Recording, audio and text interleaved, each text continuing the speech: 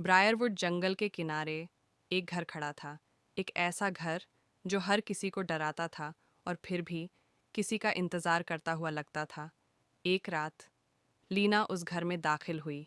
अंदर कदम रखते ही हवा बर्फ जैसी ठंडी हो गई और सन्नाटा इतना गहरा कि उसने उसके दिल तक को जकड़ लिया। गलियारे में ताज़े पैरों के निशान थे जो उसके नहीं थे, और फिर उस बंद दरवाजे के पीछे से एक फुसफुसाहट आई। तुम देर से आई हो। लाइटें झपकीं और एक कमरा दिखाई दिया। बीच में एक कुर्सी, उस पर जलती हुई लालटेन और दीवार पर एक परछाई जिसमें सिर्फ आंखें दिखाई देती थीं। उस परछाई ने कहा, तुम्हें याद नहीं, यही तुम्हारा पहला घर है। कमरा अचानक बदल गया।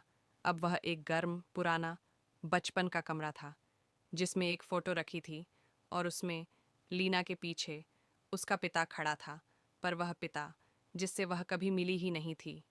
उन्होंने तुम्हें बचाया था, परछाई बोली, और खुद इस घर में खो गए थे। कमरा धुएं में बदल गया। आग की लपटें उठीं, चीखें गूंजीं। तभी धुआं एक आकृति में बदल गया। लीना के पिता। उन्होंने धीमे से कहा, भाग जाओ बेटा, मैं नहीं चाहता तुम भी फंस जाओ। घर दहाड़ा। दीवारें टूटने लगीं, जंजीरें हवा में तड़पने लगीं। लीना ने पूरी ताकत से दौड़ लगाई, दरवाज़ा खोला और बाहर गिर पड़ी। जंगल की आवाज़ें लौट आईं। जब उसने पीछे देखा, घर गायब था। सिर्फ खाली ज़मीन बची थी। हवा में एक हल्की आवाज़ आई, अब तुम आज़ाद हो। और लीना पगडंडी पर आगे बढ़ गई।